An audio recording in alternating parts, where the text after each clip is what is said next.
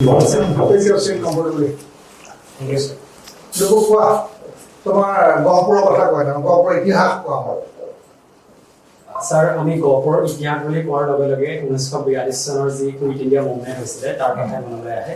তাত গহপুৰৰ যুৱতী কনকলতা বৰুৱা লগতে ধোপাবৰৰ এগৰাকী যুৱক মুকুন্দ কাকতি তেওঁলোকে এটা প্ৰচেছন কৰিছিল গহপুৰ পুলিচ ষ্টেচনলৈ তাত পতাকা উত্তোলন কৰিবৰ কাৰণে য'ত ৰেৱতী মোহন সোণ নামৰ যিগৰাকী পুলিচ অধীক্ষক আছিলে তেখেতে গুলীয়াই হত্যা কৰিছিলে কনকলতা বৰুৱা আৰু মুকুন্দ কাকতি তেতিয়াই স্যাৰ ৰামপতি ৰাজখোৱা নামৰ কলাবাৰীৰ এগৰাকী যুৱকে পতাকাখন হাত তুলি লৈছিলে আৰু তেখেতে গহপুৰ থানাত পতাকাখন উত্তোলন কৰিছিল এতিয়া তেওঁলোকৰ ফেমিলি আছে না মানুহ আছে না স্যাৰ কনকলতা বৰুৱাৰ ঘৰখন আমাৰ ওচৰতে হয় গতিকে তেওঁলোকৰ ফেমিলি আছে স্যাৰ গভৰ্ণমেণ্টে কি ষ্টেবলিছ তেওঁলোকৰ স্মৃতিৰ কাৰণে স্যাৰ বৰঙাবাৰী অঞ্চলত কনকলতা গাৰ্লছ হাই স্কুল নামৰ এখন স্কুল আছে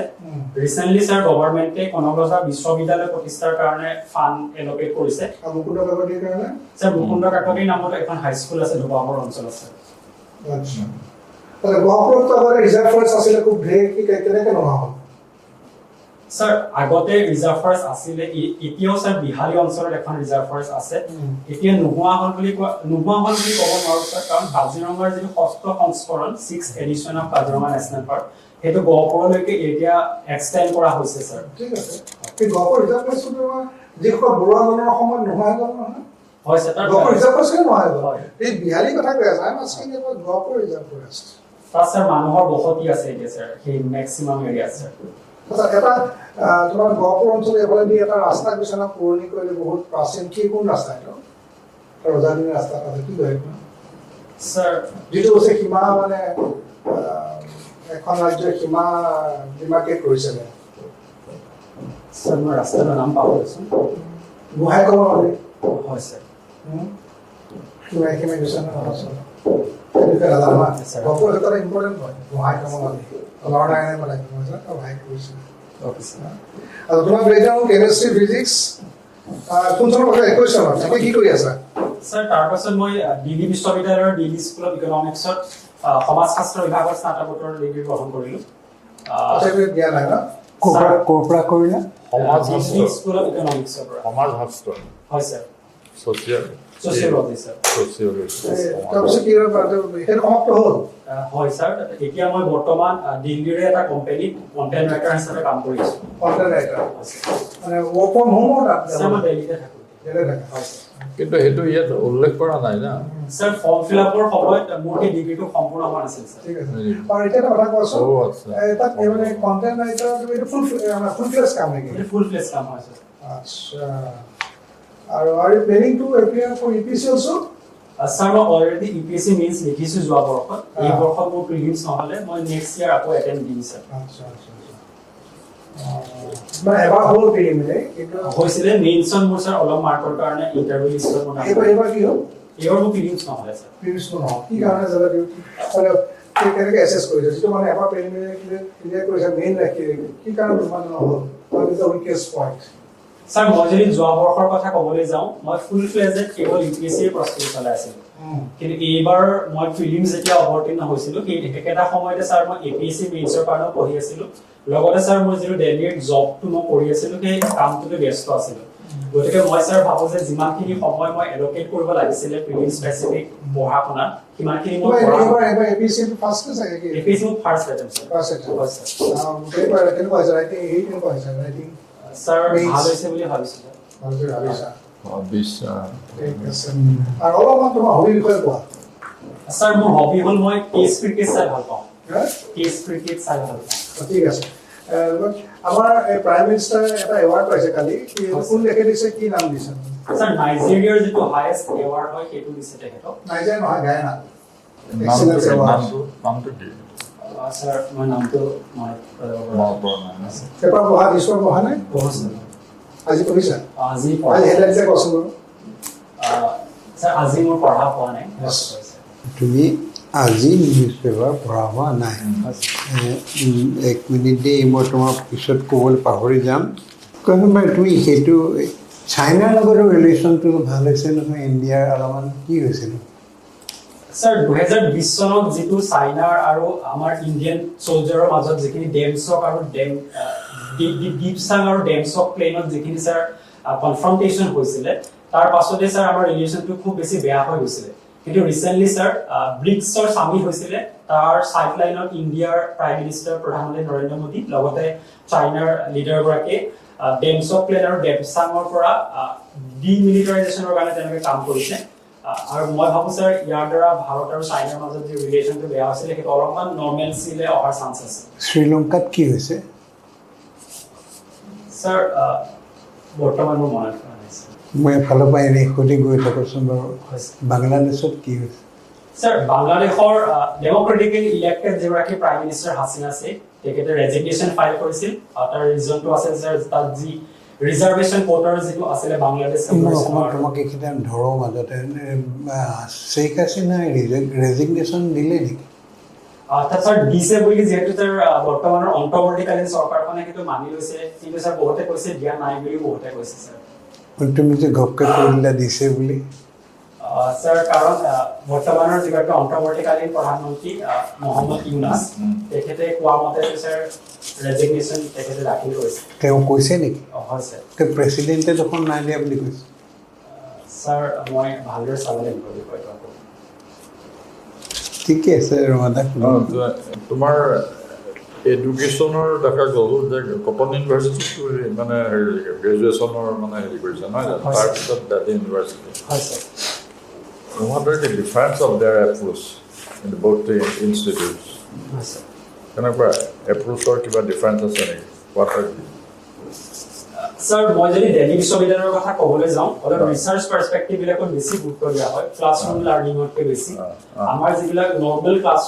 বিলাকো যিবিলাক হয় তাত মেক্সিমাম স্যাৰ বাহিৰৰ পৰা ব্যক্তি আহে ফৰ এক্সাম্পল মই ছচিয়লজি ষ্টুডেণ্ট আছিলোঁ চ' বাহিৰৰ পৰা ছচিয়লজিষ্ট স্কলাৰসকলক আনে তেওঁলোকৰ লেকচাৰসমূহ লোৱা হয় কিন্তু স্যাৰ মই কটন বিশ্ববিদ্যালয়ৰ কথা যদি ক'বলৈ যাওঁ ইয়াত ক্লাছৰুমৰ পাঠদানত মই ভাবোঁ স্যাৰ অলপ বেছিকৈ গুৰুত্ব আৰোপ কৰা হয় in comparison to sir research নতুবা বাকী ফিল্ডতকৈ আচ্ছা অসমটোতো মানে বহুত ফ্লাড এফেক্টেড এৰিয়া নহয় জানো Assam What do you suggest for mitigation of these flood effects? Sir flood মিটিগেশ্যনৰ কাৰণে আমি লং টাৰ্ম আৰু শ্বৰ্ট টাৰ্ম দুই ধৰণৰ গোল ল'ব পাৰোঁ শ্বৰ্ট টাৰ্ম বুলি কোৱাৰ লগে লগে বৰ্তমানৰ অসম চৰকাৰখনে যি জিৰ' বেগৰ প্ৰবন্ধন কৰিছে সেই কথা ক'ব পাৰোঁ কিন্তু লং টাৰ্মত যদি আমি বানপানীৰ দৰে সমস্যা এটা দূৰ কৰিবলৈ হয় যিহেতু ব্ৰহ্মপুত্ৰৰ খননৰ কথা কৈ থকা হৈছে ড্ৰেজিঙৰ কথা কৈ থকা হৈছে এনেকুৱা ধৰণৰ চাইণ্টিফিক ব্যৱস্থা আমি ল'ব পাৰোঁ যাৰ কাৰণে স্যাৰ গুৱাহাটী IITৰ দৰে ইনষ্টিটিউচনে ইতিমধ্যে ৰিচাৰ্চ আৰম্ভ কৰিছে শংকৰদেৱ কলাক্ষেত্ৰটো আমাৰ গুৱাহাটীত আছে হয় স্যাৰ মাধৱদেৱ কলাক্ষেত্ৰ ক'ত আছে চৰি স্যাৰ মই তোমালোকৰ ঘৰ ওচৰত নাৰায়ণপুৰত তুমি অসমীয়া মিডিয়ামত পঢ়িছিলা স্কুল স্যাৰ মই ক্লাছ 10লৈকে অসমীয়া মাধ্যমত পঢ়িছিলোঁ তাৰপিছত ইংলিছ তোমাৰ অসমীয়াকেইটা শুনি ভালেই পাইছোঁ বাৰু অসমীয়া দুখনমান ভালকৈ নাম কোৱাচোন স্যাৰ মই ৰিচেণ্টলি পঢ়িছিলোঁ চন্দ্ৰপ্ৰসাদ শইকীয়াৰ মহাৰথী নামৰ গ্ৰন্থখন পুৰণা কিতাপ ভালেই আছে হয় ৰিচেণ্টলি পঢ়িছা স্যাৰ হয় প্ৰায় 3-4 মাহ হৈছে স্যাৰ আৰু? মই পঢ়িছিলোঁ আৰু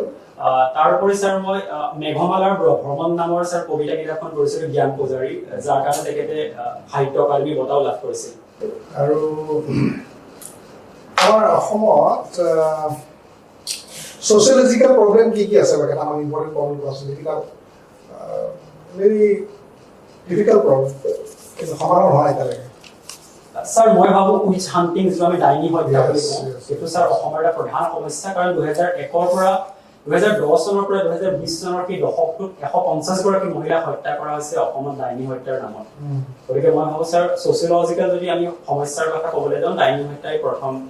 সমস্যা হিচাপে গণ্য কৰিব ছচিয়লজিকেল বেকগ্ৰাউণ্ডত হয় স্যাৰ অসমৰ 6 নং দফা অসমৰ চুক্তিৰ 6 নং দফাৰ বিষয়ে অকণমান কোৱাচোন স্যাৰ অসম চুক্তিৰ 6 নং দফাত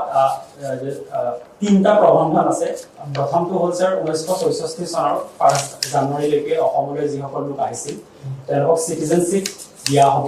1964 চনৰ 1 জানুৱাৰীৰ পৰা 1971 চনৰ 25 মাৰ্চলৈকে যিসকল লোক আহিছিল তেওঁলোকক চিটিজেনশ্বিপ ৰাইট দিয়া হ'ব, কিন্তু 10 বছৰৰ কাৰণে তেওঁলোকক ভোটিং ৰাইট দিয়া নহ'ব। আৰু 1971 চনৰ 25 মাৰ্চৰ পাছত যিসকল লোক আহিছিল তেওঁলোকক বিদেশী হিচাপে চিনাক্ত কৰা হ'ব আৰু তেওঁলোকক ডিপৰ্টেশ্যনৰ কাৰণে ব্যৱস্থা কৰা হ'ব, যিটো ছাৰ অলৰেডি সুপ্ৰিম কোৰ্টে এইটো আফেল কৰিছে ছাৰ। ঠিক আছে, থেংক ইউ। ঠিকে আছে ঠিক আছে, ভাল বঢ়িয়া। আমি You can make it, sir. Your approach is very good, no doubt. কিন্তু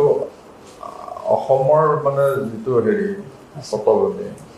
এই কথাখিনি অকণমান আৰু জানি ল'ব না, সাহিত্য সংস্কৃতি এইবিলাক কথা অকণমান জানি ল'ব। তোমাৰ আমি ইণ্টাৰভিউ পাৰ্টটো মক ইণ্টাৰভিউ পাৰ্টটো এইখিনিতে শেষ কৰিব পাৰোঁ। সেই কথা এটা হ'ল কি, আমি কাউন্সেলিঙৰ ক্ষেত্ৰত তোমাৰ চব ঠিক দেখিছোঁ, এটা ড্ৰবেক পাইছোঁ, তুমি অফ হেণ্ড স্মাৰ্টলি উত্তৰ দি দিয়া, কেতিয়াবা নজনা কথাটো কৈ দিয়া, হয়নে? চাবা তুমি 2 ছেকেণ্ড 5 ছেকেণ্ড ভাবিলে তোমাৰ জৰুৰী গিভিং কুইক ৰেছপন্স, অকণমান 5 ছেকেণ্ড মান ৰ'লেও হয়তো আৰু কৈ ভাল যায়, বেছি ভাল কথা লাগে দেই। অঁ, ৰ'লে একো নাই, তুমি 5 ছেকেণ্ড 10 ছেকেণ্ড ৰ'লে তোমাক একো ডিছক্ৰেডিট নহয়। তুমি কুইক ৰেছপন্স কৰি পেলাই তুমি ঘপকৈ কোনটো ভুল কৰিছিলে আৰু কিবা এটা ঘপকৈ ভুলকৈ কৈছিল নহয়, মই কৈছোঁ এটা কি হেৰি ক'লে বাংলাদেশৰ ৰেজিগনেশ্যন সেইটো আৰু তুমি অলপমান মানে তুমি ৰিয়েলাইজ কৰিছা যে মই ভুলকৈ ক'লোঁ, আকৌ ট্ৰাই টু ৰেক্টিফাই, মানে বেলেঞ্চ এটা আহিব বিচাৰিছা, সেইটো বেলেগে কৈছে এনেকৈ ধৰণৰ বেলেগ এটা কৈ দিলা, যিটো বস্তু কোনো বেচিছ নাই আচলতে। আৰু কিবা এটা কথাত তেওঁক কুইকলি মাতিছিলে, পাহৰি গ'লোঁ। ঠিক আছে, তুমি এইটোৱে হ'ল যে তুমি কুইকলি আনচাৰ দিব লাগিবই বুলি কোনো ধৰা বন্ধা ৰীতি নাই। অ'কে,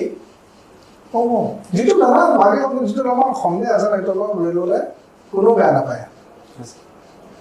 ভাল, তোমাৰ পাৰফৰ্মেঞ্চ খুব ভাল হৈছে।